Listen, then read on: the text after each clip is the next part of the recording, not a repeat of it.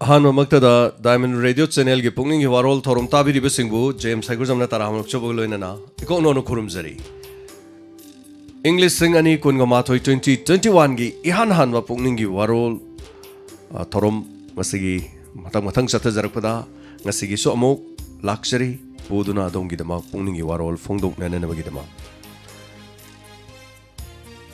Kudol tambiu adom na dongi Pukning gi Warol phongdok piu adongi lekaida kari tauri bagi awaba nungai ba tambiu sandok cheriba radio sigi program puni maktabi raga dongi thamoi de kari fawi bagi akhoi gi number 9077282001 da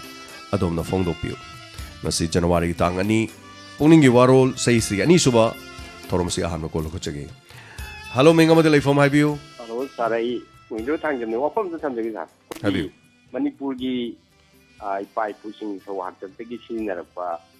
ai khamen masuda check kat pa leson frika hai koi pasak nai ba pandit sing natragana ikhogenga mathong ne sinara ba pot ngak tani ratri salam sung manipur gi tatna bida adu haujik si ben party ne su dum chilam makhoi gi du music tu di ka su kai de masi taseng mun khandar uragadi masai sida khaitang han gi lejer mai pai pushing sinara pot tu magun handabagi pot am ujai machine maram oraga karigumba lai harau bogidi ukal na section da mai guideline si makai tau ba kot ba haibna chinglei mai dai le baki oi ba chana manga mathogi pot chai ingi okto thawam na sila ga di madu hajbam lai tabra masai da kan mi no changchang biyo si thagachari Mohindro sir Mohindro tamnaba nang majana te sir Mohindro itu fat harama phone je fat kak that kibini thagachari yam nungai jai mathagi caller hamada kodong chabong bijage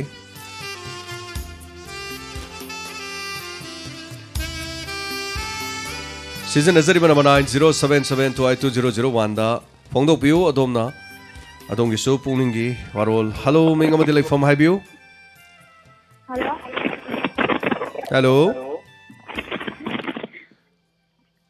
good afternoon sir kari lamdagi tawbirak puno kari ming kau bibage habiu ai kari maning na kai deni sir kari happening ge ming di habiu kari happening mano sir higi kan je do itaban hai ba Twitter da yai nara je mate khara dang ahu bai de bi ta hau dra sa video da gi ta bani na da loina di nungai ja ba da hantu ki haro gi foundation de du lakhira na sum khali ni sa kesu kai belai te mayam lakpiba mayam gi damok tani ko honor jari base koi pomno makta barton tawba khot pai se leitre barton haiba bo khoi chin na haijari sini aduga mayam lakpiba da mayam gi ne khoi honor jeba aduga lakpiu adum sangaga di ko ngahak tang lakpiba yu pung 13 digi chap chan hojagani aduga adum pung yam numidang gi sarukti yaudre adubo khoi da minus sata jagada bani haitare so sina loibirabra tai kari happening balai biri aduga ne sa khoi gi ne khoi asorok ta gi ne khoi gi mai lambi tar pa ma khoi gi yu khoi gi som marak tar pa gi ma lei ko khoi gi MLA je khaju na oi ba da mana sembi ne budi hai ba hoi ada hoji ko je nungi pa raga sembi da ba hai tare hoi ada sum maru ba gai da sum khangan hai tare semhan ba mari leina ba singi Pukning singsinjari hai jaba tare ne ko yam no jai habi ba segi dama okay Pukning singsinjari mari leina ba singi adongi lekai gi awat pa wakat habirak pa segi dama kutuga sembi gani haribadu sembi gada burabadi sembi ro haina habirak pani hai tare so mathangi caller amada khudong jabong pizari kanana kari here habadu yeminasi hello menga madi like from my view hello ming amadi like from my view androdagi ibomcha kari habiningi kari androdagi ibomcha tajare kari habiningi akogi charge network se ko jai tang nuai ta bai tara okay network nuai te habadi kari no phone ya de hari bro radio ya de habiri bro de to thi nungthini matam ne nuai ba ko adu nunggang hek yor ka ta ba ke ka tho ta nuai ta ba adudi somna adongi lady ba jaga do soidana maki LED ga di khara light ka du khara muthal yeng bi bro aw loi mutha sa ba du All India Radio ที่เป็นยาบ่ก่อนท่านกันเนี่ย radio all India radio ก็คุยกันที่มานะร้อยมีที่10 กิโลวัตต์นี่ ตั้งหน่วยวัดไปกันอดูเต่าเลี้ยงชาวยามตรงนั้นอันพวกนาชินามันต้องฟังเด็ดดิไอ้สุกายเป็นไรเตะอันโรที่อันนักคราบลำนี้อดงกิได้ยาเดียให้ไปเสียงก็พาวเยคุยนามารำดีสิ่งที่ฉันตกปวดปุกเขาบุตาริบนี้อันปุกเขาก็คงจงก็ปุกเขาก็คงจงกี่อาราปัสก็อันโรก็คงจงกี่อาราปัสก็ยังนรดีให้ตาเรยามน่ะ difference ไว้กันเลยสรุปมังงากุมบะให้ตาเรลาบปัสปุกเขานี่เฮลิบัดอดูบุเรดิโอกิเสดุมจักรเลย anyway มาสิเรดิโอกิเว็บอดูมเลยแบบนี้อดูบุฮันตักอัปเกรดตัวบุษได้ให้ตาเรคุยมาสักกี่จับซาเป็นเตนาเจฮับสักกระโดดสิดามุยังมีนัสิกว่าอันนั้นบัดเจฮิกิคุโดลอยนะยังมีนัสิทอรมสิดากรีวรปเกให้บดูดูกามาทั้งกี่คอลเลอร์ดากรีมให้บดูยังมีนัสิฮัลโหลมิงอามาเดลัยฟอร์มให้บิวจะเข้าบ้านเลยช่างเดี๋ยวนี้อิมานเนี่ยจานเนี่ยพอดีเบียนปาร์ตี้กี่มาเป็นอะไรกี่มาให้บดูพออิมานอยู่อย่างนี้ไปกูน่ะสมตรงนะเราพอจัดปาร์ตี้ประมาณกันที่ในปีน่ะอะไรแบบคุยประกันดาวในกี่บาทที่มาโค้งก็เลยก็คุยดูมุชินารัมบันนี่อดูกี่มาตั้งด้วยนะตอนนี้อะไรกี่อิสากี่ตายากี่โดยาก็จะบอกช่วยลูกให้นิ่งเดี๋ยวดูมเลี้ยงนิ่งจงกระร่างมาสุดาเท้าเด็ดตรงนั้นกี่ดันสุงเลยจะหายใจกันตัวนี่สุงเลยจุลุเห็นนิ่งดับตัวสุงท้าสุดท้าหูดระบบก็มาทักเฉลี่ยมีนะสิมาดูก็เขาจะคิดดูดีจันทราหานะคิดดูนะไฟหายไปนั่นทีมาดูดูเซลีบัลเลสอนพูดเล่ลิบัลคนลิบัลงามาท้องนั่นตัววันนี้มาดูเบนปาร์ตี้นะมาดูลิสันมาดูฟังเดย์นะให้บีบให้ตาเร่ดูมาดูกิมารำเดย์คุยสมุนนะขังเดย์จมนักกีฬาแบบมีจำอามันเลสอนพูดลิดไปยาดับราให้ไปสิสุอันตัวสุขังเดย์ดูก็ให้บีรำมาดูดีเลสอนพูดสิงามาท้องนั่นลิดปนีมีจำนั่นลิดไปยาดับนี่ให้ไปกิมองให้บีรำมันนี่ anyway ทักเฉลี่ยให้บีรำก็สิ่งที่มันก็ดูก็ปุ่นิ่งเกี่ยวมาดงกี่วารีนี่อันนั้นคุยกันไปดีนัดเดียวนะมาทั้งกี่คนแล้วมันน่ะมั้งการีให้ไปดูยังมีนะสิฮัลโหลมิงอามาเดลัยฟอร์มให้บิวลำจองเด็กที่ถอยเนี่ยลำจองเด็กที่ถอยตรามนกจะได้ให้บิวการีให้บิวนี่ว่าไอ้จันทร์พี่น่ะเต่าไอ้งอนจะเต่าให้นี่ให้บิวพี่เนี่ยHappy New Year ยังไงเนี่ยแต่ที่ฮอร์ปกี้อะดูบุ้งออกจูยิงทางนะได้บิวอะดูก็เจ้าจะใจไอ้จูเป็นที่ย่อยนะดูรีวิวอะดูก็ว่าเก๋ให้บิวทุกอย่างมันจะให้แล้วก็การกินลีลาจะมามันจะอีรักที่ชิบะลีลาจะมาสิทว่านี่ดีเดไอ้แบบมันนั่นเตะอะดูบุไอ้แบบสิก็ไม่โอ้ยเกดไอ้แบบไม่ยามโอ้จ้าไม่ยามลอยน่ารักปะอะดูก็ไอ้แบบไม่ยามตารักปะอะดูกี่มองดูดิขังบ่ให้ตาเร่ so โอ้จ้ากูรู้กี่มาตุงอิลักปนีนะขังดิขังบ่อะดูไอ้น่ะอีรักก็สิมาดิฉันน่ะบิโอนะไอ้เนี่ย so พิรุดบ่อะดูก็ไอ้กี่ว่าขันได้เลยจ้าบ่ให้ตาเร่ so พัชบัลลีลามตากันดะลีลาดูกี่ดะจูรุก็ตุ้มยำคุยเนี่ยเลยวิชาสิอะดูก็พัชบัลลีลาสิงให้ตาเร่คุยกี่โอ้จ้ามรังเทมินาวกี่โอ้ยรอเรดิโอเดอีรีบ่ไอ้บ่สิงสิว่าคุยนี่ได้บ่สินะก็อีกน่ะสมัยนั้นตัวดิเซนะซุมในน่ะบ่ได้ยำคุยละบ่ดูก็สมัยตัวดะนะฟิล์มมันนะตระกลีลามอีบ่ดีอีเดอะดูนะไอ้ว่าขันได้เลยเจอะดูนะเรดิโอดะสมตัวเกให้เดนะทำไมเนี่ยขันจะบ่จาตัวนี่ทักจริตเราชิสรุกาบิรักก็สกิดมั้ง so ก็ช่วยให้จะเป็นนัดเจดีไม่ยามกิดมั้งว่าน้องไอ้บ่ปทานนะไม่กิดมั้งฟังตัวจริตไปบ่ดูนี่ไม่ยามน้ำมาฟังปีบีบ่กี่วันนี่ so thank you so much ไม่ยามปนมั้งฮันนะทักจริต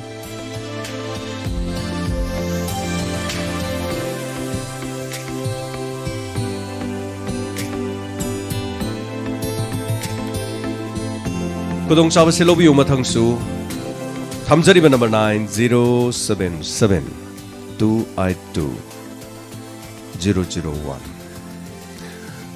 โบเจนโรจันบัมนะinspectorแต่ไอ้ episode แต่ action at least มินิตระที่ฮับพิโอนะบิเรมาดูนี่ยามอารูบสิอันนั้นครับมายามจินป้ามีจิน action ก็มาตรการนะดูป้ามีดู action เนี่ยมารีเลยแต่ไหนแต่สมัครพูดแต่พูดนะแบบก้าวกับกองนับดีอ่ะปุ่นตีอะดูคุยบายนุ่มสิกันนิวยอร์กนุ่มสิกันเดียคุยยามกันเนี่ย action จะย้อนเดคราคอมิกไว้นะจัดนะบ่คนนี้อะดูก็ยังมีนะสิฮัลโหลมิงก็มาดีเลยฟอร์มไฮบิวฮัลโหลตาจรีมิงไฮบิโอไลฟ์ฟอร์มไฮบิโอไอ้คนนี้มาคุณยันตับปะเฮ้ยก็สุกายไปเลยเตี้ยคุยมาห้องน่ะตาจรีไฮบิโอมิงก็มาดีไลฟ์ฟอร์มไฮบิโอตัววางลูกไก่เดี๋ยวนี้บิโมลาโก้ตารามนกจรีไฮบิโอคดีไฮบินิ่ง inspector tayagi wari do ani am nungai jo da ba man yauri padi am phajaraga kari no nungai trise inspector khoi tayina do yamna thawai yauna puming hasang yauna yam gi damakta asumba singba idana do yamna obodo do tayai hoina awaba tarakpa matamda mathak thoba officer jingna enta tawbidabagi mong tawba ma yabodo do yam nungai jo da pai ta yes mase khara image khara di hai tare adubu hoji hoji leiriba singsida di kanagumba hingliba amadi hoji hoji leiriba singa di mari di leinade adu samna hairabda mayam so dum tabire dana ko aikoigi inspector ama soktana nadana sidana lekanda lenga ki mai kedi karim thama teng pangbidabdo karim thama teng pangbidaba masi yawe ba ko pangbo su yawe andagi lebak thibudu imung manungi kona mateng pange kholega na tabasu yawe ado mayam gi damo to honaraga inspector amna mana miwa taba degi di chai chaba even siba boba nupi angang imung manung kainari ne ado karimta dum facility leitabado siguma se haitare ado anyway yamina sigo dum afabadum loksun minasi ado masina loin tawe habdina te wari ni kalpana ni wari dun agi wari dun matik sa da be oramasu yai adana anyway thagachari sina taba to kare habini ngole biri sina loibira bra hoi pare yam nungai zai tigi lepana tajari adum makha adum bira singa nungai na thank you so much tigi tajari ngai dana thagachari yam nungai zai saruga birak pasigina ma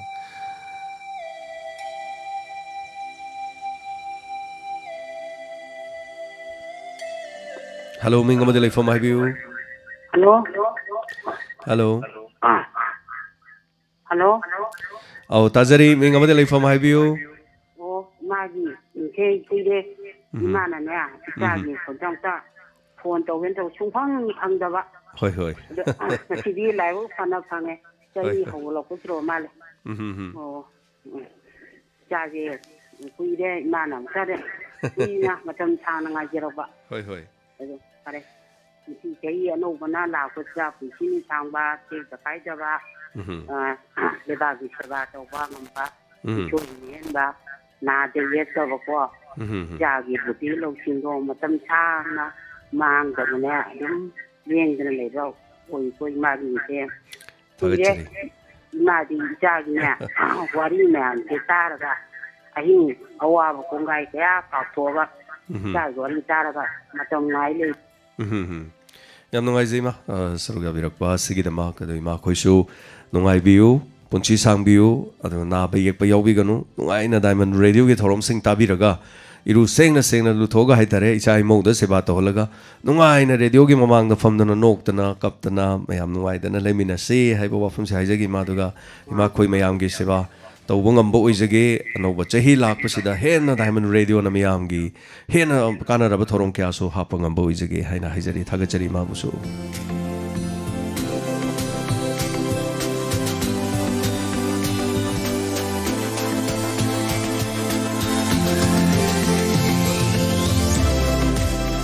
hello minga madele from highview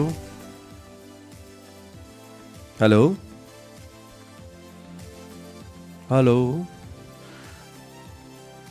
nando kanta ilangbam call to biramba tana khidre dona phone so mata pigre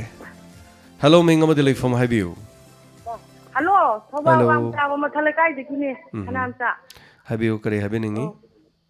inspector te ai to ta yam ngai ji sa adu haje ge to bune yam nungai zai inspector te ai tabiu adu sina loi birabro inspector te ai nungai khak haiba sina loi birabro nungai ta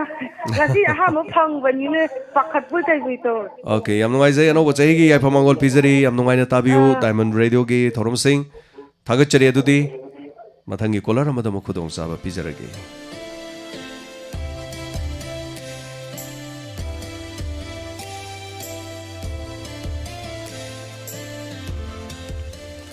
hello minga madele from highview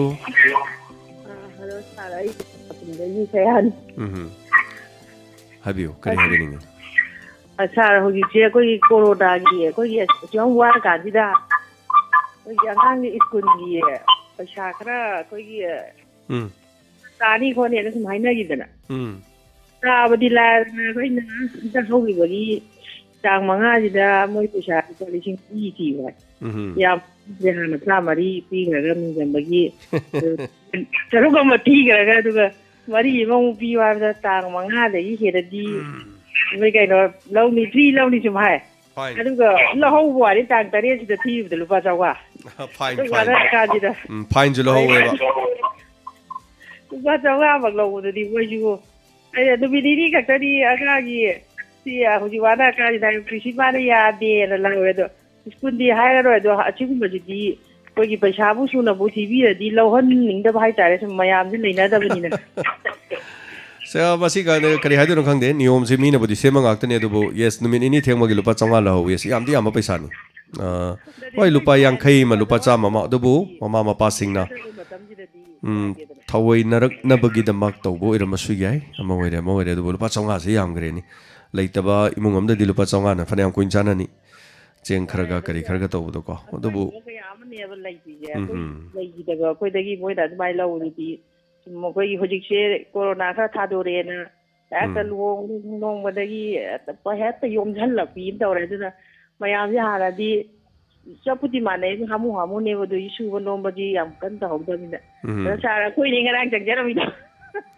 ꯍꯣꯏ ꯉꯔꯥꯡ ꯑꯩ ꯆꯥꯛ ꯆꯥꯔꯤꯉꯩ ꯇꯥꯏꯃꯤꯡꯗ ꯂꯥꯛꯄꯤꯔꯝꯃꯦꯅ ꯍꯥꯏ ꯑꯗꯨ ꯇꯥꯏꯃꯤꯡꯗꯣ ꯐꯔꯛ ꯇꯥꯗꯅ ꯍꯥꯏꯇꯥꯔꯦ ꯉꯁꯤꯁꯦ ꯑꯁꯇꯤꯁꯦ ꯍꯧꯖꯤꯛꯇ ꯂꯣꯏꯔꯛꯇ ꯉꯥꯏꯔꯤ ꯁꯣꯔꯥꯠ ꯑꯃ ꯆꯠꯂꯨꯏ ꯑꯗ ꯑꯩꯈꯣꯏꯒꯤ ꯁꯥꯒꯩꯁꯤꯗ 2 ꯁꯤꯗ ꯂꯩꯇ꯭ꯔꯕ ꯅꯍꯥꯟ ꯚꯥꯏꯕꯩ ꯅꯨꯃꯤꯠꯇ ꯅꯨꯡꯗꯥꯡꯗ ꯑꯃ ꯂꯩꯇ꯭ꯔꯦ ꯑꯗꯨꯒ ꯉꯁꯤꯅ ꯑꯁꯇꯤ ꯇꯥꯕ ꯑꯗꯨ ꯁꯣꯔꯥꯠꯁꯦ ꯆꯣꯡꯅꯗꯣꯏꯅꯦ ꯑꯗ ꯉꯁꯤ ꯍꯌꯦꯡ ꯅꯣꯡꯉꯥꯟꯕꯩ ꯆꯠꯄꯁꯤ ꯌꯥꯔꯔꯣꯏ ꯑꯗꯨꯏꯗꯤ ꯉꯁꯤ ꯆꯠꯂꯤꯉꯩꯁꯤꯗ ꯑꯩ ꯌꯧꯗꯗꯤ ꯌꯧꯍꯧꯔꯒꯦ ꯗꯥꯏꯃꯟ ꯔꯦꯗꯤꯑꯣꯒꯤ ꯌꯥꯝ ꯐꯔꯛ ꯇꯥꯕꯁꯦ ꯄꯨꯡ 6 ꯍꯥꯏꯇꯥꯔꯦ ꯄꯨꯡ 5 ꯐꯥꯎꯗꯤ ꯑꯩꯈꯣꯏ ꯃꯤ ꯎꯅꯖꯔꯒ 6ꯇꯩꯗꯤ ꯃꯤ ꯑꯃ ꯎꯅꯕ ꯌꯥꯗ꯭ꯔꯦ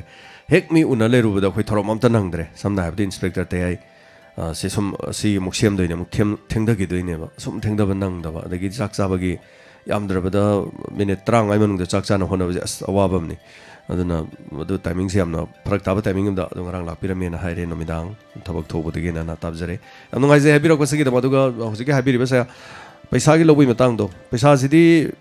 ꯀꯔꯤꯅꯤ ꯃꯁꯤ ꯄꯩꯔ ꯊꯝꯃꯁꯨ ꯁꯥ ꯑꯣꯜꯂꯦꯅ ꯄꯩꯁꯥꯅꯦꯅ ꯍꯥꯏꯕ ꯋꯥꯐꯝꯗꯨꯅꯤ ꯑꯗꯨꯒ ꯁꯥ ꯃꯈꯜ ꯑꯃꯅꯤ ꯄꯩꯁꯥꯁꯦ ꯑꯩꯅ ꯃꯤꯉꯣꯟꯗ ꯄꯪꯂꯧꯗ ꯂꯧꯕꯁꯨ ꯌꯥꯗꯕꯅꯤ ꯑꯗꯨꯅ ꯄꯪꯂꯧꯗ ꯂꯧꯔꯨꯕ ꯑꯔꯦꯝꯕ ꯄꯩꯁꯥꯁꯦ ꯑꯩꯅ ꯂꯧꯔꯨꯅꯦꯕꯀꯣ ꯂꯧꯔꯤꯕ ꯃꯤꯗꯨꯒꯤ ꯃꯉꯣꯟꯗꯒꯤꯁꯨ ꯌꯥꯝ ꯊꯨꯅ ꯄꯥꯏꯊꯣꯛꯈꯤꯅꯦꯕ ꯑꯗꯨꯅ ꯌꯥꯔꯤꯉꯩ ꯃꯁꯤꯗꯤ ꯈꯔꯁꯨ ꯅꯤꯌꯣꯝ ꯆꯨꯝꯕ ꯑꯗꯨꯝ ꯐꯕꯖꯥꯠꯅꯤ ꯑꯗꯨꯒ ꯐꯤ ꯇꯥꯕꯒꯤ ꯃꯇꯥꯡꯗꯨꯗꯤ ꯊꯣꯏꯅ ꯐꯤ ꯇꯥꯕꯒꯤ ꯋꯥꯗꯤ ꯇꯥꯖꯗ꯭ꯔꯦ ꯐꯤꯗꯤ ꯑꯗꯨꯝ ꯍꯦꯟꯒꯠꯄꯒꯤ ꯋꯥꯗ ꯂꯩꯔꯦ ꯑꯗꯨꯅ ꯀꯅꯥꯗ ꯍꯥꯏꯔꯨꯅꯤ ꯑꯃꯅꯁꯨ ꯂꯦꯞꯄ ꯅꯠꯇꯦ ꯑꯃꯁꯨ ꯂꯦꯞꯄ ꯅꯠꯇꯦ ꯂꯩꯕꯥꯛꯁꯤꯗꯤ ꯑꯗꯨꯝ ꯃꯥꯅ ꯊꯣꯛꯄꯗꯨꯅꯤ ꯃꯥꯅ ꯇꯧꯕꯗꯨ ꯉꯥꯛꯇꯅꯤ ꯍꯥꯏꯇꯥꯔꯦ ꯑꯗꯨꯝ ꯀꯅꯥꯒꯤ ꯃꯋꯥ ꯇꯥꯗꯣꯏꯅꯣ ꯃꯔꯛꯁꯤꯗ ꯋꯥꯔꯤꯕꯗꯤ ꯄ꯭ꯔꯖꯥ ꯑꯩꯈꯣꯏꯅꯤ ꯕꯔꯥ ꯍꯦꯟꯒꯠꯂꯦ ꯄ꯭ꯔꯖꯥꯅꯤ ꯋꯥꯔꯤꯕ ꯄꯣꯠ ꯆꯩ ꯍꯦꯟꯒꯠꯂꯦ ꯄ꯭ꯔꯖꯥꯅꯤ ꯋꯥꯔꯤꯕ ꯄꯣꯠ ꯆꯩ ꯌꯦꯟꯗ꯭ꯔꯦ ꯄ꯭ꯔꯖꯥꯅꯤ ꯋꯥꯔꯤꯕ ꯊꯥꯒꯠꯆꯔꯤ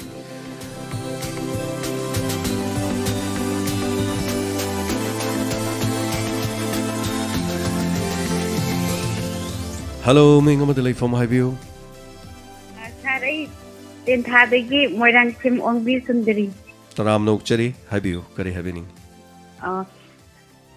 ꯉꯔꯥꯡ ꯅꯨꯡꯗꯥꯡ ꯏꯟꯁꯄꯦꯛꯇꯔ ꯇꯌꯥꯏꯒꯤ ꯃꯇꯥꯡꯗ ꯁꯥꯔ ꯃꯅꯥ ꯑꯃ ꯇꯧꯕꯗꯣ ꯑꯗꯣ ꯑꯩꯒꯤꯗꯤ ꯑꯅꯤꯁꯨꯕ ꯑꯍꯥꯟꯕ ꯀꯣꯏꯁꯟꯗꯤ ꯑꯩꯅ ꯈꯨꯝꯖꯔꯦ ꯑꯗꯨꯒ ꯑꯅꯤꯁꯨꯕ ꯀꯣꯏꯁꯟꯗꯣ ꯈꯨꯝꯃꯤꯉꯩꯗ ꯇꯠꯊꯣꯛꯈ꯭ꯔꯦꯕꯀꯣ ꯅꯠꯇꯦ ꯑꯅꯤꯁꯨꯕꯗꯨꯗꯤ ꯑꯗꯣꯝꯗ ꯍꯥꯏꯒꯦ ꯇꯧꯕ ꯑꯅꯤꯁꯨꯕꯗꯨꯗꯤ ꯑꯗꯣꯝꯗ ꯈꯨꯗꯣꯡꯆꯥꯕ ꯂꯩꯇ꯭ꯔꯦ ꯃꯤ ꯑꯃꯗ ꯑꯅꯤꯔꯛ ꯍꯪꯗꯦ ꯅꯠꯇꯦ ꯁꯥꯔ ꯅꯠꯇꯦ ꯑꯩ ꯀꯩꯅꯣꯝ ꯍꯥꯏꯖꯔꯒꯦ ꯇꯠꯈꯤꯕꯅꯤꯅ ꯑꯗꯣ ꯑꯩꯅ ꯍꯥꯏꯅꯤꯡꯕꯗꯣ ꯍꯥꯏꯍꯧꯗꯕ ꯍꯥꯏꯇꯥꯔꯦ ꯅꯠꯇꯦ ꯇꯠꯈꯤꯕ ꯅꯠꯇꯦ ꯑꯩꯈꯣꯏꯅ ꯀꯛꯊꯠꯄꯅꯤ ꯑꯗꯣꯝ ꯑꯃꯨꯛꯈꯛꯇꯗ ꯑꯗꯣꯝꯗ ꯀꯣꯜ ꯊꯝꯖꯔꯤꯗꯨꯗꯤ ꯑꯇꯩ ꯅꯠꯇꯕ ꯋꯥꯍꯪꯗꯣ ꯍꯪꯗ꯭ꯔꯤꯉꯩꯗ ꯃꯤ ꯀꯣꯜ ꯇꯧꯔꯛꯀꯗꯣꯔꯦꯕ ꯍꯥꯏꯗꯤ ꯑꯩꯅ ꯋꯥꯍꯪꯗꯣ ꯁꯨꯡꯍꯪ ꯍꯪꯗ꯭ꯔꯤꯉꯩꯗ ꯀꯣꯜ ꯇꯧꯔꯛꯀꯗꯣꯔꯦꯕ ꯀꯣꯜ ꯈꯨꯝꯕ ꯍꯥꯏꯕꯁꯤꯗꯕꯨ ꯃꯁꯤ ꯋꯥꯍꯪꯁꯤꯗ ꯑꯩ ꯈꯪꯉꯤꯅ ꯍꯥꯏꯔ ꯀꯣꯜ ꯇꯧꯔꯛꯀꯗꯧꯅꯦꯕ ꯑꯗꯨꯒꯤ ꯑꯩꯈꯣꯏꯅ ꯍꯥꯟꯅ ꯃꯤꯒꯤ ꯀꯣꯜ ꯂꯥꯛꯑꯅꯤꯅ ꯑꯗꯣꯝꯒꯤꯗꯤ ꯆꯨꯝꯈ꯭ꯔꯒꯁꯨ ꯑꯗꯣꯝꯒꯤ ꯆꯨꯝꯈ꯭ꯔꯕꯅꯤ나 ꯑꯃꯨꯛꯀ ꯑꯗꯣꯝꯗꯗꯤ ꯍꯪꯖꯟꯕꯒꯤ ꯈꯨꯗꯣꯡꯆꯥꯕꯗꯨ ꯄꯤꯗꯦꯕ ꯑꯗꯨꯅ ꯑꯗꯣꯝꯒꯤ ꯃꯊꯪꯒꯤ ꯀꯣꯜ ꯑꯃ ꯂꯥꯛꯇ꯭ꯔꯤꯉꯩꯗ ꯉꯥꯏꯍꯥꯛꯇꯪ ꯑꯗꯣꯝ ꯍꯣꯜ ꯇꯧꯍꯟꯕꯅꯤ ꯑꯩꯈꯣꯏꯅ ꯀꯛꯊꯠꯆꯕꯅꯤ ꯑꯗꯨꯒ ꯑꯗꯣꯝꯒꯤ ꯑꯦꯀꯥꯎꯟ ꯍꯥꯞꯄꯤꯔꯛꯎ ꯑꯩꯈꯣꯏꯒꯤ ꯅꯝꯕꯔꯁꯤꯗ ꯊꯥꯕꯤꯔꯛꯎ ꯑꯗꯨꯒ ꯑꯩꯈꯣꯏ ꯄꯩꯁꯥꯗꯨ ꯊꯥꯖꯔꯛꯀꯗꯣꯔꯤꯕꯅꯤ ꯑꯗꯨꯅ ꯑꯩꯈꯣꯏꯒꯤꯁꯨ ꯍꯧꯖꯤꯛꯁꯦ ꯄꯩꯁꯥꯁꯤ ꯑꯦꯀꯥꯎꯟꯁꯤ ꯉꯔꯥꯡꯗꯒꯤ ꯄꯩꯁꯥ ꯀꯥꯞꯄ ꯌꯥꯗꯦ ꯑꯗꯨꯅ ꯌꯥꯔꯁꯨ ꯌꯥꯗ꯭ꯔꯁꯨ ꯑꯩꯈꯣꯏ ꯁꯣꯏꯗꯅ ꯀꯥꯞꯆꯔꯛꯀꯅꯤ ꯍꯥꯏꯔꯤꯕꯁꯤꯒꯤꯗꯃꯛ ꯑꯗꯨꯅ ꯆꯨꯝꯅ ꯊꯥꯕꯤꯔꯛꯎ ꯍꯥꯏꯅꯁꯨ ꯍꯥꯏꯖꯒꯦ ꯍꯥꯏꯕꯤꯌꯨ ꯁꯥꯔ ꯑꯗꯣ ꯁꯨꯃꯥꯏꯅ ꯇꯧꯕ ꯑꯩꯅꯗꯤ ꯑꯗꯨꯒꯤ ꯄꯩꯁꯥꯗꯣ ꯂꯧꯔꯔꯣꯏ ꯗꯥꯏꯃꯟꯗ ꯁꯨꯝ ꯀꯠꯊꯣꯛꯆꯔꯝꯃꯒꯦꯅ ꯍꯥꯏꯒꯦ ꯇꯧꯕꯗꯣ ꯅꯪꯍꯧꯗ꯭ꯔꯕ ꯅꯪꯍꯧꯗ꯭ꯔꯦꯕ ꯑꯗꯨ ꯑꯩꯅ ꯁꯤ ꯇꯟꯖꯥꯁꯤ ꯄꯨꯛꯅꯤꯡꯒꯤ ꯋꯥꯔꯣꯜꯗ ꯑꯣꯏꯅ ꯐꯣꯡꯗꯣꯛꯆꯔꯒꯦꯅ ꯑꯗꯨ ꯉꯔꯥꯡꯗꯤ ꯉꯥꯏꯖꯔꯛꯄ ꯍꯥꯏꯇꯥꯔꯦ ꯑꯣꯀꯦ ꯍꯣꯏ ꯐꯣꯟꯗꯣ ꯇꯠꯈ꯭ꯔꯦ Sara adu haji to bun. Thagachari Sundare Habira Kwasigidama Yam Noise, Torom Tabiu, Noibu, Miam Gidam Honazariba Diamond Radio na. So Matampuro to support of you, Miam Ponomakini, Queen Honazaribasi. Hello, Mingamadele from my view. What way could I say like some of what? Taram Luxury have you, Kariabini? Ngarang spectator, one Hunka Hangibedo. Adu Yam Nungajaba Haitare. Adubisum Haijaning Baduga, I know what the Hila was the Atopa program, Hakotoba, maybe Bra, and Dumugi, some Kanga Hanging. Program they see how can you see Nika so late. To the Kawan Bohom Bakaradum Lakani, and the Yamin Simatamatangi. Si laser, si taurega and hybrid the Quahajaroge, Matamatangi Matunginadum, Hengacharakani, Aduga, January Tahitare, Hosixi, Koi Hanadegi, stop on my Hengana Honori, Aduga, Topa, Chen Bachomba. Kara naha kara haitare so koi na chatpa adagi khungang sing na adagi tonga tonga mafam sing koi chatpa ngamba nupa nupi kara so dum ko gadori masi nungti gi natra so haitare hapta amagi manung da numit ni machi thabak si chatna ba no thabak chatna na bagi haitare so yemina si hari basigi thorom sida mo ba soroga biro ko sigi dam thaga chari adaga hello mingama de life from habiu Makati Nauri Manzanita. Habiu Kari Habini. Wigi, who is sick to Sanariba, Kogi Chocolaba Matam, Matonina, Tamariba, going around Makata, New Yavini, Hagan, Gaina, Kalamba, Tabu, Senatagator, Mapanda, Kaidoba. I know I can speak in Italy or Tapo. Ada hygienic the more in the Sumna talk to Sanaraga, talk to my begin, Magimam, Kalagat already, but the must be like nothing but now what's wrong, it might be soliciting Amama over the Masiti, I give Wakalo that is our sending guy with the Masumba Kayatagi, Kayama, Kakram, Kayama, Tusalay, Patapakayam, Lakalay, Amagamaga, which met about Mom Kayam Lak. Yargati manipulated by soliciting in a kitam for the pipe and time is Tanner, but to Tennessee Highway, what is the Hargating on the Salaganda, the team was waiting. I give more visually having more vegetation control to Torres Island in Bahai Taresa. Then Yargati machine coming on the Tapu and Geneva. Yam Chame Tagachari Kanana Haire Kanana Indoino Haiduni was a Paizo, Hibosium, Fatesium Logre, More. Yam Chana Gre, Chana Bisang, my Facebook took a hang over the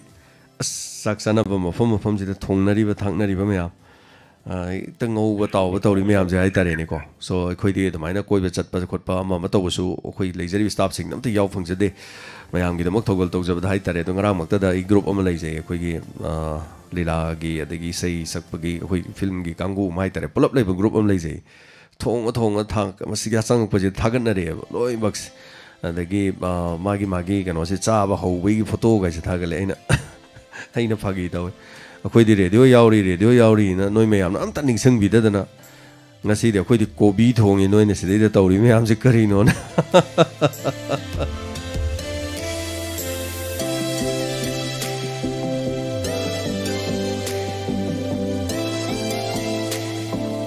Hello, Mingamadele from my view.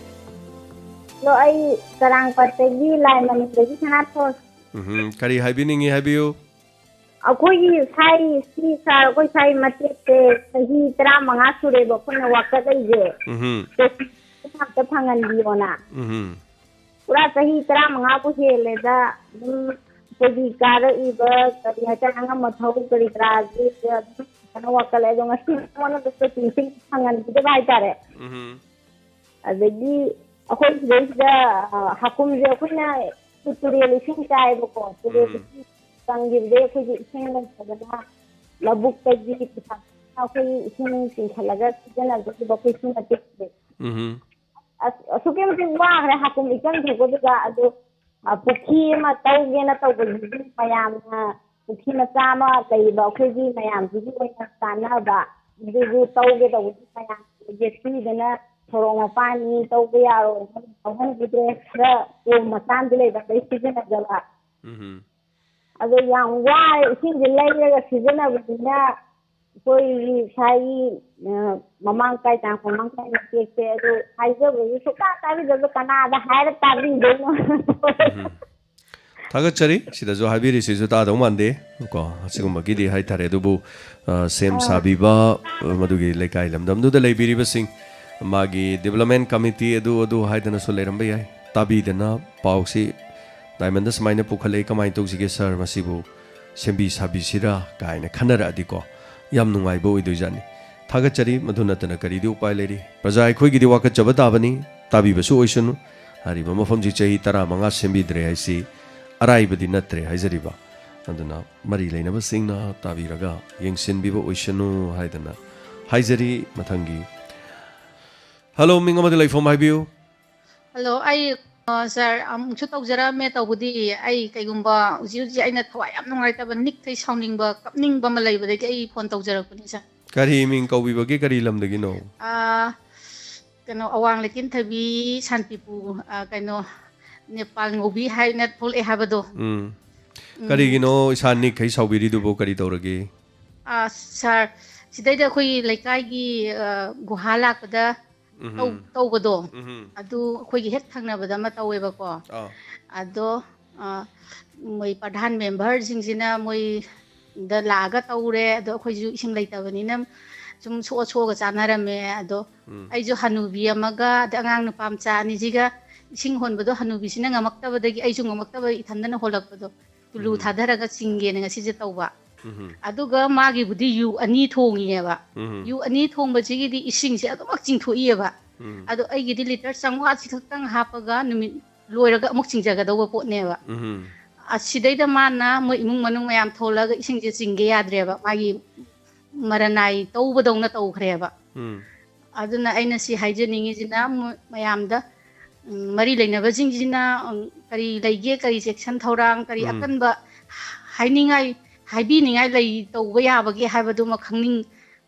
ꯍꯥꯏꯖꯕꯅꯦꯕ ꯂꯩꯀꯥꯏꯒꯤ club ꯂꯩꯇꯕ꯭ꯔꯣ ꯂꯩꯀꯥꯏꯗꯨꯗ club ꯃꯩꯔꯥ ꯄꯥꯏꯕꯤꯒꯨꯝꯕ ꯑꯩ ꯁꯤꯁꯨ ꯆꯠꯆꯔꯨꯗ꯭ꯔꯤ ꯍꯧꯖꯤꯛꯇ ꯊꯣꯛꯄ ꯊꯧꯗꯣꯛꯅꯦ ꯃꯗꯨ ꯑꯇꯩ ꯌꯥꯝꯅ ꯁꯨꯝ ꯇꯦꯟꯁꯟ ꯂꯩꯕꯤꯔꯨꯅꯨ ꯁꯨꯝ ꯇꯉꯥꯏ ꯐꯗꯕꯀꯣ ꯑꯗꯨꯒ ꯁꯥꯎꯅꯤꯡꯕ ꯃꯁꯥꯒꯤ ꯃꯔꯟꯅꯥꯏ ꯇꯧꯕꯗꯧꯅ ꯇꯧꯈꯤꯕꯗꯣ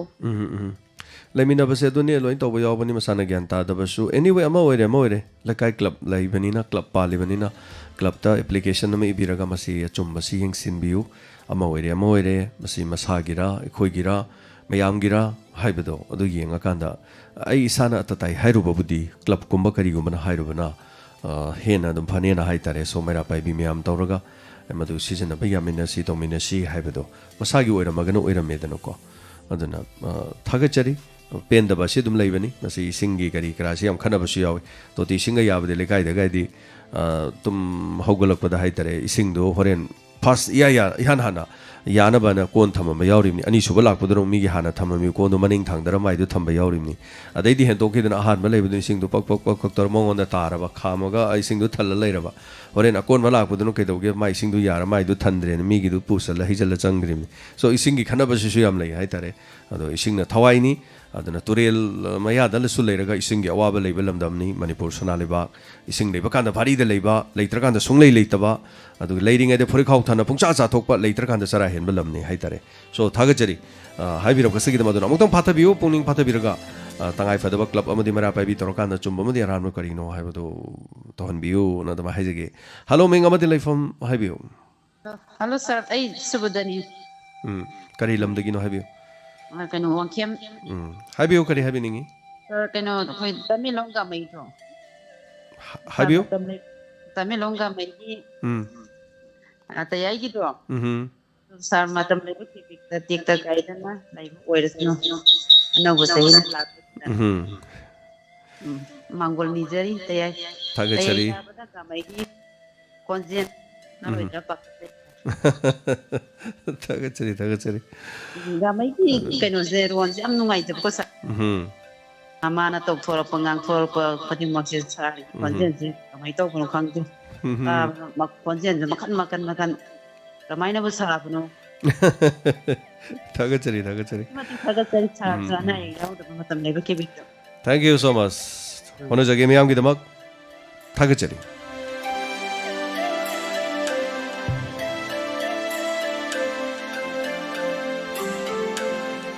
ꯍꯜꯂꯣ ꯃꯤꯡ ꯑꯃꯗꯤ ꯂꯩꯐꯝ ꯍꯥꯏꯕꯤꯌꯨ 이만은 어찌지 해피 뉴 이어 Karamba imano kari leifam leifam ga minga amtang khanjage leifam ga minga amtang khanjage oh ai yanglamdagi thoibi kawe okay yam nuaijare habirak pasigi dama isagi function de mayam na su ju nungi am panare ima da jamda panjage matem ta habiyo happy new year nimiska ji ongte bye bye ga ji ima hoidi ahal war mani na yeng babung am jade yu ngawba mayam je adu yu sungiri ba isi na ima isa mayam je ima na film tang tawjan bai tar habiyo angang nubi mayam ji loina mama mi pong khatana punsira roi aduna moine yu ji gi damukta tawbiri ji ya di khara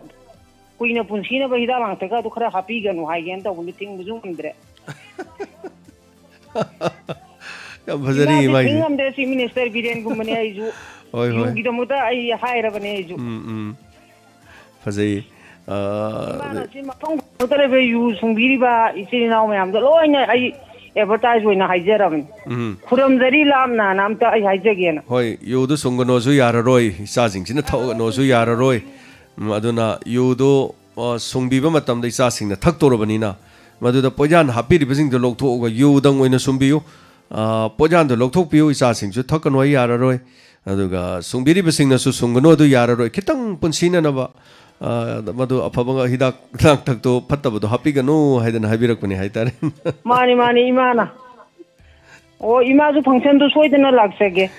thagachari ima ahoi function ge yam sem sari hojiksi sunu taiba khotba lampak semba sangak pani program radio gi sumuk tawno honaba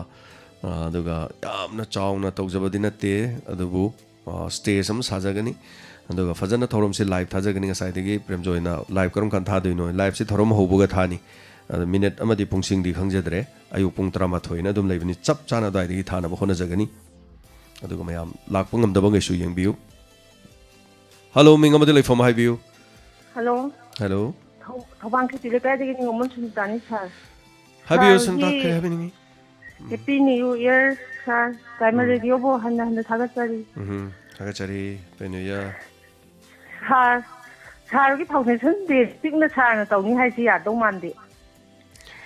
kari gino ni ji amma je la ke amma je sake sakani mayam haina ba ji pik tawdi mandra ba sir kesu kai de chawro su mai mi chahum mangai chani mangai adu thoidok pa leite sidagi hena chawba amit sha lak pa da mi lising 10 kun kunthra de pun me yaraga diamond radio ge thorom da mi cham chani khalak sa ba kesu kai ba leite marks ti yen gani adagi gate changbam da sani akhoi gi kano tawgani sanitize tawgani phajana SOP nga aga chatkani numidang da thorom tawjaroi aduga haitare so fil ni lampak amna chawi lam na khoi leinaraga thorom du da sarug ya bagi haitare adu mani haitare ni adu kari chi thaba lebiri sina loibira bra sir adu new year jida mayam na kai gi thaban chong dai be mayam akhoi kai gi thaban chong ba khadi yaw yam na palang lang da na ba club na budi yam chili adu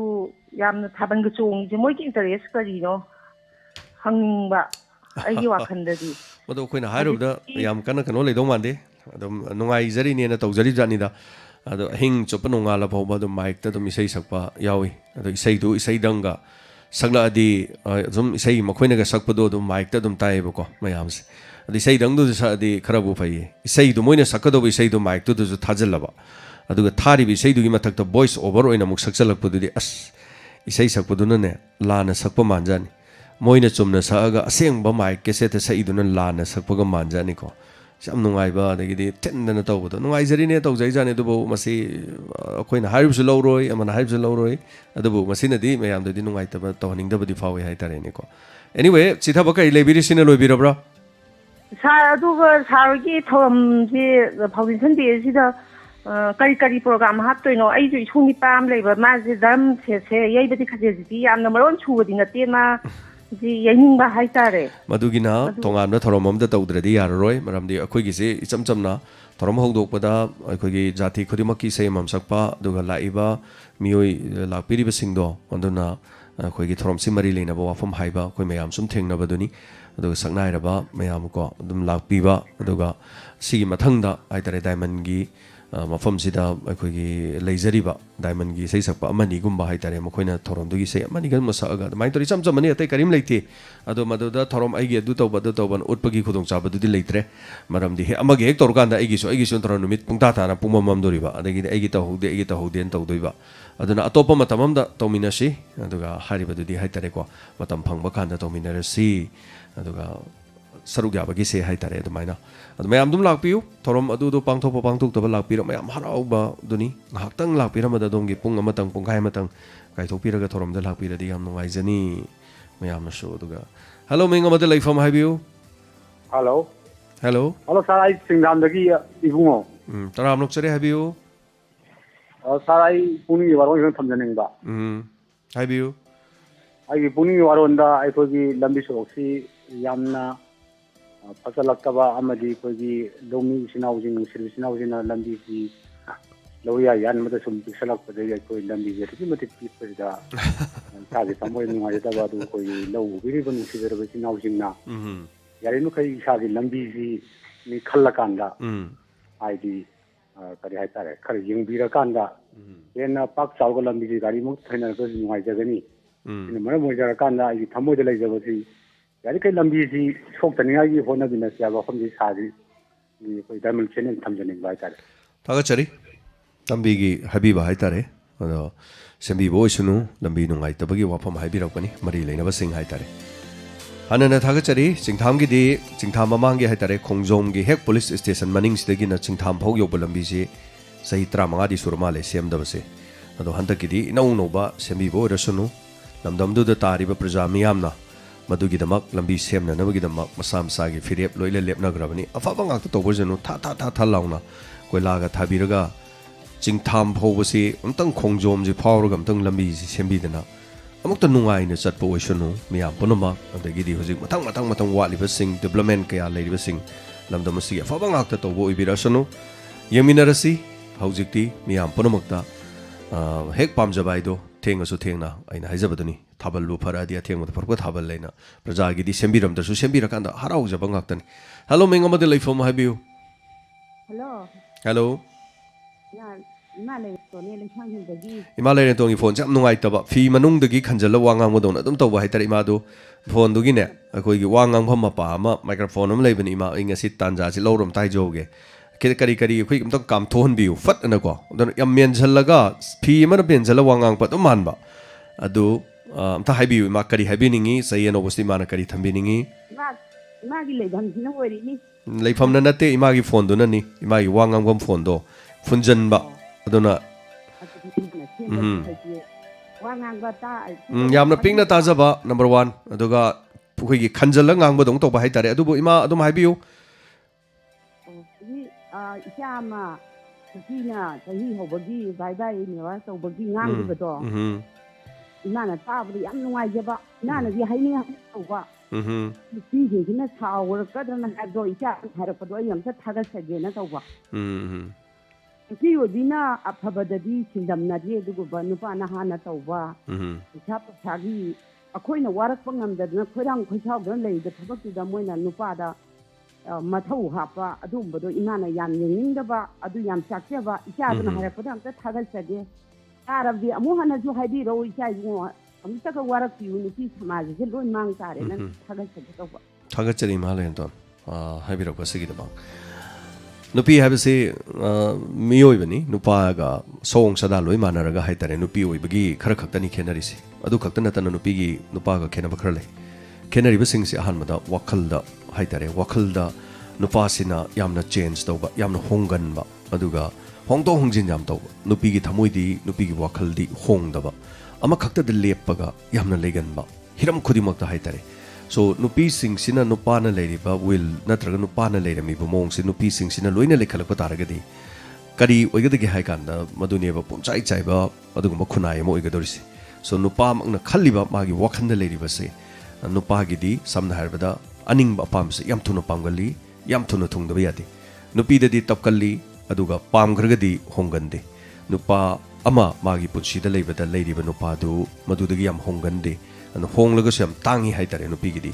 so color hai tare mit su leri se concept nupi na size saw heli maramaduna aikoi na machu se higok khak uba matamda nupi di color se higok se makhal taruk thong na uba ngami asang bhaiba machu si da nupi na taruk thong na uba ngami angang bhaiba machu da su makhal taruk thong na uba ngami pink ta su tongan pink haiba machu si machu taruk thong na uba ngami so nupa da na amukhak ui machu si only nupa di color manga khak na oi so smain haiba lei masi aseng wa science ki niyom dani hajari base aduna nupi na kari gumba wakal lepak traba amadi chanabi lalak patadi samaj ado kaigani adunani mayamna hari se adu kana gum es kai dawe new year de ko ngasi angang ma thak thar adam ne du torom ne na spider de phanam leitre hojik tin nupi ju phanam painari nupa dawna do adu nupa na tori mong nupi du na sum sathara ga de haibani yes europe ta london da leriba nupi sing moisu pai mai gi leifam du na ni aduga inga ga matam punamak to nong chu dun leim pham de yu kiji russia da ga dum thakpa leiri den so nupi thak ta leiti adu mai lam du gi ne adu loi the ena mang bu di leiti yes adu har go but ekhoi gi culture ma de ekhoi gi society du gi chana ba phajaba do anyway thaga chari machi punamak miyam ne hena khanga ba pham ni ekhoi na taksaba gi wa pham na chade adu na wa pham sida imana haibir bu selu tawjari so mathangi caller bu khudong saba pizage hello menga ma de lai phom haibiu hello ma de sa bu ko no na kurunjari sarai inkem kuman kawan nama pam lekai haibiu sa kano ne ai na ngarang ti mai lambi da hajab ta de ai kawa da ne ai na kana da changma jing mai lekai da nau ni ti mo ka kimin da sa ba ta le ko da chena da pa cha no ta da dam hai ba da ai ne dum hajab ko ye lambi da chan na chingma tha dok pa suwon tha dok pa lambi na pa na charu mai tha ba so ma sum chena da du gi mathak ta amu kogi bai gi nungai ru bagi haija ba tare ko aduna ra ka yema kogi uchi wa le rak achoba ana hai le ma pa do adu da pai lambi pak to pagi kai bhat am khak san bagi pak to pagi hai ba adu gi ahang ma saru pakut ba do adu ka ra ma ko jo kogi ta ra ga le hawe ko ada kogi road accident da chi gi ba ma di chona ra ga le ho bu chi gi ma ti ya me haijari ba adu ma chi ko isa na control bu ta ga di ka sunate adu bo chi sakara nga ka tai na bu su ya di ben aduna majalaga ti khoi sugumba harau nu hai busira yam ka henjinna koi tana to busi tongumsi koi tana ko ko ngai ma pungi akodi adomodong ni punsi do mangan janing dia hana thunjing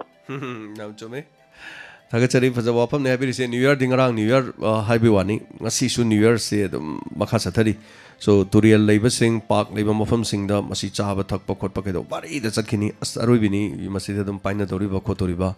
da isal sing inau sing nuksi ra bai chan nupi sing hida ka thaksan da ko satpangam da na ga yam taw dorim ado moina thakpa khotpa du gi kalak chaba natana makhoi gi punchi mang khi gadra haiba gi mi pai jaba phawi asuk wana I matum da gi mama na chawnu ba hai tare mi oina ba thabum tra nopuduna lakwa duga madudagi piklaba ing asading ngak thok dana mama na phiri yom dana madagi cham dana seng dana wana hona jarak pa dama kitang chawre aduga mi oire hai tare mong mato oire le sabi fare mi ama oiba yabagi hai de mature oiba hai tare no pi mo oibagi fajaba pomnoma masada loina leira kanda nongmagi khongthang ama khakna soikibedo madai khongthang da yongau amuk to ko izat loi mangmado adu madu nungai te so mamang sei daga ko video viral oiba yam oi no pi le sabi do pakhang amani koiba lae moi ani hom loi ngawre chatpa ngamdre mamai thangde chingdu dei no pa jing no pur chatkhiu and video na memi na madu no pi misa sing na tung dei por hain video di nambi ga no so na di viral oi ram ne hai so sigum ba thok si thok tan na magi da mai honabi ga da ne ado kuina chahi tarani pan tram pan lai sarak tan la ga kasu na taba thabak ama khaki khongthang ama khakta ai gi izat mangngai ai oba thabak ti to bi roidom ne adumna yamna tawde ade na hair ga su ahallaman ge ya ba lorga thong lon jalaga yum do ina ngaubi o adu soro yu thaw haibe wa din te ko hai jai se tawde ade haraga di so adai de izat mahang do soro di yum do ina imanaba yaudabna imanabi kharaga lekai imungum nungga oina to bono ben phai ai tare so mase khoi na budi amna budi thole bi da bang na te adubu adom na mang matam da di nungai tabde khoi su yaw gu nu yaro oh nungai te da haibedu no fajakraba koi manipuri emo ibagi culture faja yam lai tension jage wafum se duna hena section view aduga ngasi sungai re adum chatpiri ba koi biri ba khang pu duna chaliba mayam haitare thokna yam khraba na research manipur gi research mag matungina koi gi lewa gi president na thadro ko cherol amada tha amada akoi gi kaino se number 4 se kg trang ma chai manipur de leis number 4 se kyam cha kra gi kg 3 manga sisu pura mapum moi bena ti ko helam su yari pon adu yu si kyam thangon adu di samaina new year lak pun misida nong madada new year lak pa hek no misida chau pukri do manga go magi chang yu je mi oi bena thak to ki adu raga di kari no to dos hello minga madele from highview sa langmai chetagi na marak pa mi bom chani sa kari highview highview sa ani anau sinabagi ahing do yam nungai adubu yenda bam di lai sa gi khonjel amata ta ba phangda ba tayai na tana sa gi khonjel ta gi dreva yam chuma pham ne do aina madu thorom du yaujage na tayai tor ro hejabne adu mayam na kaino haiba ꯑꯩꯈꯣꯏꯒꯤ ꯇꯌꯥꯏꯁꯤ ꯇꯧꯗ ꯌꯥꯗꯕꯅꯤꯅ ꯇꯌꯥꯏꯗ ꯂꯩꯈ꯭ꯔꯕ ꯍꯥꯏꯇꯥꯔꯦ ꯁꯣ ꯑꯩꯁꯨ ꯑꯩ ꯇꯧꯖꯒꯦꯅ ꯑꯗꯨꯝ ꯍꯣꯠꯅꯖꯕꯅꯤ ꯑꯗꯨ ꯃꯌꯥꯝꯒꯤ ꯇꯌꯥꯏꯅ ꯍꯦꯟꯅ ꯂꯨꯈ꯭ꯔꯦ ꯑꯗꯣ ꯉꯁꯥꯏ ꯑꯩꯅ ꯍꯥꯏꯕꯗꯣ 15 kg ꯍꯥꯏꯕꯁꯤ ꯅꯣꯡꯃꯗ ꯍꯥꯏꯕꯅꯤ ꯍꯥꯏꯕ ꯅꯣꯡꯃꯗ 15 kg ꯗ꯭ꯔꯒꯁꯤ ꯆꯥꯏ ꯍꯥꯏꯕ ꯂꯩꯋꯥ ꯄ꯭ꯔꯁꯤꯗꯦꯟ ꯍꯥꯏꯕꯤꯔꯦ ꯑꯗꯨꯅ ꯅꯣꯡꯃꯗ ꯌꯦꯡꯕꯤꯌꯨꯅꯦ ꯑꯩꯈꯣꯏꯒꯤ ꯗ꯭ꯔꯒꯁꯤ 15 kg ꯆꯥꯏ ꯀꯌꯥ ꯌꯥꯝꯈ꯭ꯔꯕꯅꯣ ꯌꯦꯡꯉꯨ ꯃꯅꯤꯄꯨꯔꯗ ꯆꯥꯔꯤꯕ ꯗ꯭ꯔꯒꯁꯤ ꯀꯅꯥꯝ ꯈꯪꯗ꯭ꯔꯕꯅꯦ ꯁꯤ ꯃꯌꯥꯝꯁꯦ ꯑꯗꯨꯅ ꯏꯅꯧ ꯅꯧꯅ ꯍꯧꯖꯤꯛ ꯌꯨꯝꯗ ꯂꯩꯕꯤꯔꯤꯕ ꯅꯍꯥꯁꯤꯡ ꯄꯥꯈꯪ ꯃꯆꯥꯁꯤꯡ ꯂꯩꯔꯤꯕꯁꯤꯡꯁꯦ ꯆꯥꯈꯠꯂꯛꯀꯗꯧꯔꯤꯕꯅꯦ ꯃꯁꯤ ꯃꯔꯛꯇ ꯁꯣ ꯑꯔꯨꯕꯅꯤ ꯑꯗꯨꯒ ꯊꯥꯒꯠꯆꯔꯤ ꯑꯗꯨ ꯏꯆꯤꯟꯅꯥꯎ ꯀꯔꯤ ꯆꯤꯊꯕ ꯂꯩꯕꯤꯔꯤ ꯌꯥꯖꯔꯦ ꯁꯥꯔ ꯌꯥꯝ ꯅꯨꯡꯉꯥꯏꯖꯩ ꯑꯗꯣꯝꯅ ꯍꯥꯏꯕꯤꯕꯗꯣ ꯑꯩꯁꯨ ꯅꯨꯡꯉꯥꯏꯍꯧꯗꯦ ꯅ꯭ꯌꯨ ꯏꯌꯔ ꯕꯥꯕꯥꯏꯒꯤ ꯊꯧꯔꯝꯗ ꯑꯩꯒꯤ ꯈꯣꯟꯖꯦꯜ ꯇꯥꯈꯤꯗꯦ ꯍꯥꯏꯕꯁꯦ ꯑꯆꯨꯝꯕꯅꯤ ꯑꯩꯅꯁꯨ ꯍꯣꯠꯅꯖꯒꯦ ꯈꯟꯕ ꯈꯔ ꯍꯥꯏꯇꯥꯔꯦ ꯑꯗꯨꯕꯨ ꯇꯌꯥꯏꯅ ꯂꯨꯕꯗꯒꯤ ꯇꯌꯥꯏꯗꯣ ꯑꯗꯨꯝ ꯑꯩꯅ ꯁꯦꯝ ꯂꯩꯗꯅ ꯍꯥꯏꯇꯥꯔꯦ ꯁꯣ ꯇꯌꯥꯏ ꯁꯦꯝꯃꯤꯉꯩꯗ ꯑꯩꯗꯤ ꯆꯥꯛ ꯏꯟꯖꯥꯡ ꯐꯥꯎꯕ ꯅꯤꯡꯊꯤ ꯅꯨꯡꯉꯥꯏꯅ ꯑꯗꯨꯝ ꯆꯥꯍꯧꯗꯦ ꯍꯥꯏꯇꯥꯔꯦ ꯇꯧꯍꯧꯗꯦ ꯑꯗꯨꯅ ꯀꯩꯅꯣ ꯍꯥꯏꯕꯗ ꯃꯤꯌꯥꯝꯒꯤ ꯊꯧꯒꯜꯅ ꯂꯨꯏ ꯁꯤꯅꯤ ꯑꯩꯅ ꯍꯥꯏꯖꯔꯤꯁꯦ ꯑꯗꯨꯅ ꯃꯇꯝ ꯄꯨꯝꯅꯃꯛꯇ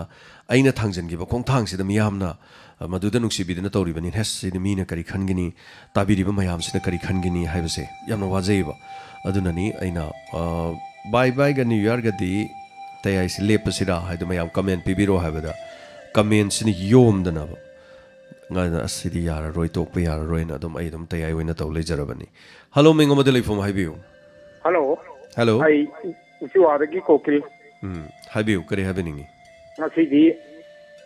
ꯑꯣꯖꯥ ꯆꯤꯡꯂꯦꯜꯒꯤ ꯈꯣꯟꯖꯦꯜꯗꯨ ꯅꯣꯡꯏꯜ FMꯗꯒꯤ ꯇꯥꯕ ꯐꯪꯖꯩ ꯂꯩꯈꯤꯗ꯭ꯔꯕ ꯑꯣꯖꯥ ꯆꯤꯡꯂꯦꯟꯕꯨ ꯃꯥꯅ ꯂꯩꯔꯣꯏꯗꯧ ꯃꯇꯝ ꯃꯥꯔꯆ ꯑꯦꯄ꯭ꯔꯤꯜ ꯑꯩꯒꯤ ꯅꯥꯛꯇ 2-3ꯂꯛ ꯂꯥꯛꯈꯤ ꯃꯇꯝꯗꯨꯗ ꯑꯩꯅ ꯍꯥꯏꯖꯈꯤ ꯑꯣꯖꯥꯅ ꯁꯤꯖꯤꯟꯅꯔꯤꯕ ꯅꯤꯁꯥꯗꯣ खर लेपियो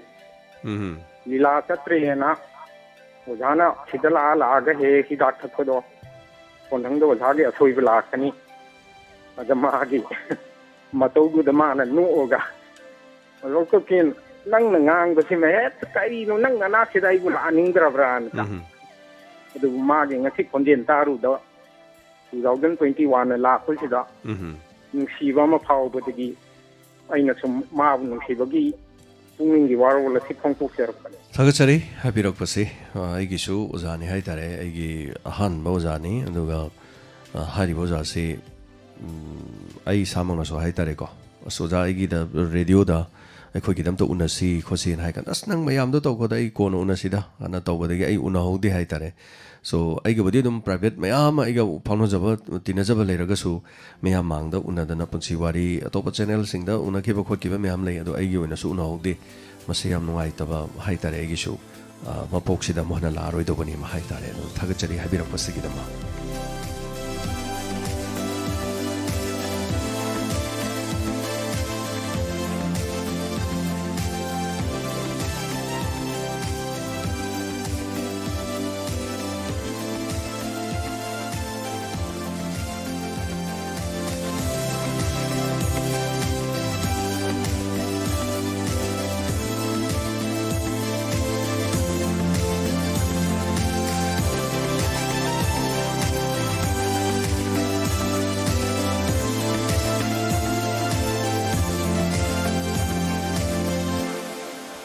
Hello, ming amada leifam haibiu. Hello.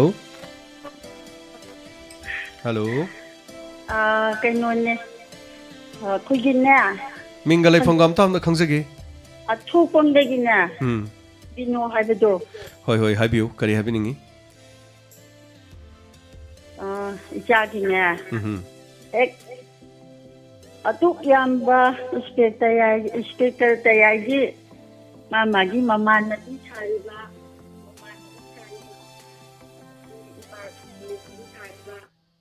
ꯇꯧꯔꯤꯕ ꯃꯌꯥꯝꯗꯣ ꯏꯆꯥꯅ ꯂꯣꯏꯅ ꯃꯥꯟꯅꯕ ꯁꯥꯕꯗ ꯁꯣꯏꯕ ꯑꯝꯇ ꯌꯥꯎꯗꯅ ꯇꯧꯕꯗꯣ ꯑꯗꯨꯅꯦꯕ ꯋꯥꯔꯤꯁꯦ ꯑꯗꯨꯗꯒꯤ ꯍꯦꯟꯗꯣꯛꯇꯅ ꯍꯦꯛ ꯇꯧꯔꯨꯕ ꯈꯨꯗꯤꯡꯃꯛꯇ ꯐꯖꯔꯤꯕ ꯃꯌꯥꯝꯗꯣ ꯃꯥꯏ ꯄꯥꯛꯄ ꯑꯗꯨꯝ ꯑꯣꯏꯌꯨꯀꯣ ꯊꯥꯒꯠꯆꯔꯤ ꯑꯗꯣ ꯍꯪꯆꯤꯠꯇꯤ ꯅꯦꯠꯋꯥꯛꯁꯤ ꯈꯔ ꯅꯨꯡꯉꯥꯏꯇ꯭ꯔꯦ ꯍꯪꯆꯤꯠ ꯀꯔꯤ ꯇꯧꯕꯤꯕ ꯄ꯭ꯔꯣꯒ꯭ꯔꯥꯝ ꯑꯃ ꯂꯩꯕꯗꯣ ꯐꯥꯎꯟꯗꯦꯁꯟ ꯗꯦ ꯃꯄꯣꯛ ꯅꯨꯃꯤꯠ ꯍꯥꯏꯇꯥꯔꯦ ꯗꯥꯏꯃꯟ ꯍꯧꯗꯣꯛꯆꯈꯤꯕ ꯆꯍꯤ 4 ꯁꯨꯕꯒꯤ ꯐꯥꯎꯟꯗꯦꯁꯟ ꯗꯦ ꯍꯪꯆꯤꯠꯁꯤꯅꯤ ꯗꯥꯏꯃꯟ ꯔꯦꯗꯤꯑꯣꯅ ꯃꯤꯌꯥꯝꯅ ꯈꯨꯠꯁꯤꯟꯅꯈꯤꯕ ꯅꯨꯃꯤꯠ ꯇꯥꯡ ꯑꯃꯗꯤ ꯊꯥꯆꯠ ꯍꯥꯏꯇꯥꯔꯦ ꯁꯣ ꯃꯁꯤꯗ ꯆꯝ ꯆꯝꯂꯕ ꯍꯥꯟꯅꯗꯤ ꯆꯍꯤ ꯈꯨꯗꯤꯡꯒꯤ ꯃꯐꯝꯁꯤꯗ ꯑꯩ ꯂꯤꯂꯥ ꯑꯃ ꯇꯧꯖꯔꯝꯕꯅꯤ ꯍꯧꯖꯤꯛꯇꯤ ꯂꯤꯂꯥ ꯇꯧꯕ ꯈꯣꯠꯄ ꯃꯤ ꯌꯥꯝꯅ ꯄꯨꯟꯕꯗꯨ ꯃꯗꯨꯒꯤ ꯑꯊꯤꯡꯕ ꯂꯩꯕꯅꯤ나 ꯃꯗꯨ ꯇꯧꯖꯗ꯭ꯔꯦ ꯍꯟꯗꯛꯀꯤꯗꯤ ꯑꯗꯨꯒ ꯇꯧꯗ꯭ꯔꯒꯁꯨ ꯍꯥꯏꯔꯤꯕꯁꯤ ꯇꯣꯉꯥꯟ ꯇꯣꯉꯥꯟꯕ ꯃꯤꯑꯣꯏ ꯁꯛꯅꯥꯏꯔꯕ ꯍꯥꯏꯇꯥꯔꯦ ꯗꯥꯏꯃꯟ ꯔꯦꯗꯤꯑꯣꯗ ꯂꯩꯕꯤꯔꯤꯕ ꯄꯦꯅꯦꯂꯤꯁꯁꯤꯡ ꯏꯀꯥꯏ ꯈꯨꯝꯅꯖꯕ ꯎꯠꯆꯕ ꯑꯗꯨꯒ ꯊꯧꯔꯝꯁꯤꯗ ꯃꯗꯨꯅꯤ ꯑꯩꯈꯣꯏꯅ ꯄꯥꯡꯊꯣꯛꯆꯒꯗꯧꯔꯤꯁꯤ ꯌꯥꯝꯅ ꯆꯝꯅ ꯑꯗꯨꯒ ꯑꯩꯈꯣꯏꯒꯤ ꯀꯜꯆꯔꯒꯤ ꯑꯣꯏꯕ ꯑꯗꯨꯒꯨꯝꯕ ꯊꯧꯔꯝ ꯈꯔꯒ ꯑꯗꯨꯒ ꯑꯔꯣꯏꯕ ꯂꯣꯏꯁꯤꯜꯂꯛꯄꯗ ꯗꯥꯏꯃꯟꯗ ꯂꯩꯖꯔꯤꯕ ꯗꯥꯏꯃꯟꯒꯤ ꯏꯁꯩ ꯁꯛꯄ ꯑꯩꯈꯣꯏ ꯚꯣꯏꯁ ꯑꯣꯐ ꯗꯥꯏꯃꯟꯗꯒꯤ ꯏꯁꯩ ꯁꯛꯄ ꯑꯃꯅꯤꯅ ꯏꯁꯩꯒ ꯁꯛꯆꯕ ꯑꯗꯨꯒꯤ ꯊꯧꯔꯝꯗꯣ ꯇꯧꯔꯒ ꯑꯗꯨꯝ ꯂꯣꯏꯁꯤꯟꯖꯒꯗꯕꯅꯤ ꯁꯣꯏꯗꯅ ꯁꯪꯉꯒꯗꯤ ꯂꯥꯛꯄꯤꯌꯨ ꯃꯌꯥꯝ ꯄꯨꯝꯅꯃꯛ ꯁꯤ ꯍꯥꯏꯖꯒꯦ ꯐꯣꯟꯁꯦ ꯌꯥꯝ ꯅꯨꯡꯉꯥꯏꯇ꯭ꯔꯦ ꯐꯣꯟꯁꯦ ꯑꯩꯈꯣꯏꯒꯤ ꯑꯃꯨꯛ ꯁꯥꯎꯟꯁꯦ ꯃꯥꯡꯕ ꯍꯥꯏꯇꯥꯔꯦ ꯑꯗꯨꯕꯨ ꯍꯥꯏꯅꯤꯡꯉꯥꯏ ꯂꯩꯇꯅ ꯊꯥꯒꯠꯆꯔꯤ ꯉꯁꯤꯒꯤ ꯊꯧꯔꯝꯁꯤꯗ ꯁꯔꯨꯛ ꯌꯥꯕꯤꯕ ꯑꯁꯤꯒꯤꯗꯃꯛ ꯁꯣꯏꯗꯅ ꯇꯥꯕꯤꯔꯤꯕ ꯃꯌꯥꯝ ꯄꯨꯝꯅꯃꯛꯁꯨ ꯍꯥꯏꯇꯥꯔꯦ ꯑꯩꯈꯣꯏꯅ ꯕꯥꯔꯇꯣꯟ ꯇꯧꯕ ꯈꯣꯠꯄꯒꯤ ꯀꯩꯅꯣ ꯂꯩꯇꯦ ꯑꯗꯨ ꯃꯃꯥꯡꯗꯁꯨ ꯃꯌꯥꯝꯗ ꯍꯥꯏꯕ ꯂꯩ ꯁꯦ ꯑꯩꯈꯣꯏ ꯕꯥꯔꯇꯣꯟ ꯇꯧꯔꯛꯇꯦ ꯀꯥꯏꯅ ꯍꯥꯏꯕꯁꯨ ꯂꯩ ꯑꯗꯨꯒ ꯑꯩꯈꯣꯏꯒꯤ ꯃꯌꯥꯝꯅ ꯕꯥꯔꯇꯣꯟ ꯇꯧꯕ ꯇꯧꯗꯕ ꯂꯩꯇꯦ ꯕꯥꯔꯇꯣꯟꯁꯦ ꯅꯝꯖꯗꯦ ꯑꯩꯈꯣꯏꯒꯤꯗꯤ ꯊꯣꯏꯅ ꯑꯗꯨ ꯄꯨꯝꯅꯃꯛ ꯂꯥꯎꯖꯔꯤꯁꯤꯅ ꯍꯥꯏꯇꯥꯔꯦ ꯉꯁꯤꯒꯤ ꯑꯔꯣꯏꯕ ꯀꯣꯜ ꯂꯧꯈꯠꯆꯒꯦ ꯍꯦꯜꯂꯣ ꯃꯤꯡ ꯑꯃꯗ ꯂꯩꯐꯝ ꯍꯥꯏꯕꯤꯌꯨ ꯍꯜꯂꯣ ꯂꯝꯖꯥ ꯈꯣꯡꯈꯥ ꯀꯥꯏꯗꯒꯤ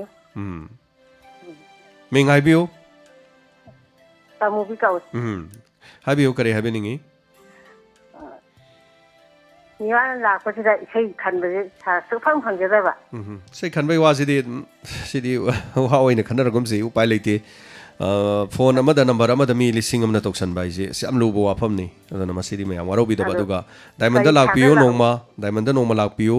ꯑꯗꯨꯒ ꯂꯥꯛꯑꯒ ꯑꯩꯈꯣꯏ ꯆꯦꯗꯅꯦ ꯑꯩꯈꯣꯏ ꯏꯁꯟꯖꯩ ꯅꯣꯡꯃ ꯂꯥꯛꯄꯗꯁꯨ ꯍꯦꯛ ꯀꯣꯏꯔꯛꯄꯗ ꯃꯄꯥ ꯆꯠꯄꯗ ꯑꯗꯨꯝ ꯈꯟꯕꯁꯨ ꯌꯥꯏ ꯑꯗꯨꯃꯥꯏꯅ ꯁꯨꯝ ꯈꯟꯃꯤꯟꯅꯁꯦ ꯍꯥꯏꯇꯥꯔꯦꯅꯦꯀꯣ ꯑꯗꯨꯒ ꯀꯔꯤ ꯍꯥꯏꯕꯤꯅꯤꯡꯕ ꯂꯩꯕꯤꯔꯤ ꯆꯤꯊꯕꯒ ꯂꯩꯕꯤꯔꯤ ꯃꯇꯝꯁꯤ ꯂꯣꯏꯁꯤꯜꯂꯦ ꯍꯥꯏꯕꯤꯌꯨ ꯑꯗ ꯑꯩꯁꯦ diabetes ꯅꯥꯕꯅꯦꯕꯀꯣ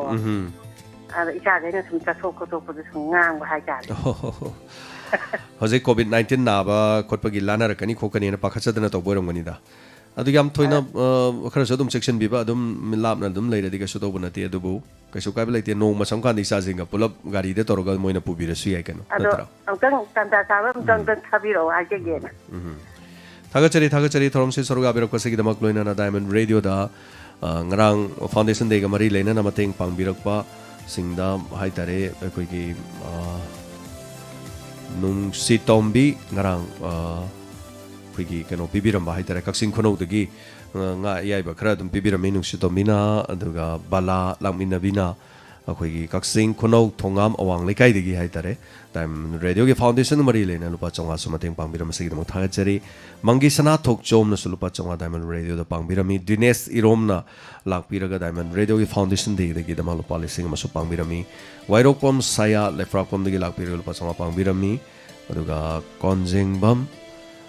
ibochau gi hari basina su mateng pangbirami loina na diamond radio ge streamer sing marakta leiba nungsirabai now boy dub 97 amade case mirjana haitare mamang dasu case mirja amuk so haitare engonda wascot amasu leira mayam gi youtube ta kari da sum thokpa da dress se yam toina sinda ya dam gi mong da sum adi sum hanjalaga tawbudi nungai tamnina sinba haitare so inawani sina diamond radio da lakpiraga ne na ram khodol tambirami furit ani bibirami so thank you so much habir basigi da mak mateng pangbiriba adu mamang da mateng pangbiba sing punamak lautuk sabang amdre adu ngarang su account da mioi ani paisa yam drasul ba changa changa ani kape adu ga ming dudi kanano haiba khangba ngamjadre pangbi ki basing dana ming amuktang hairi basi mamang da pangbi ki basu ming haidaba masi noni ni da lebi ki sing da su haibira u haiba wapum sig loina na ngasigi da mangta di matang asida pukning ge warol thorom loisinjare loina na ngasigi Pukning Warol Thorm se saru abi kiba tabiri bese me ampon mo ikai khonu jabo loina na Thorm asi Pukning Warol oina di matang solution jene mai ha bada lojari ponmo pujem sagur jamna khurumjari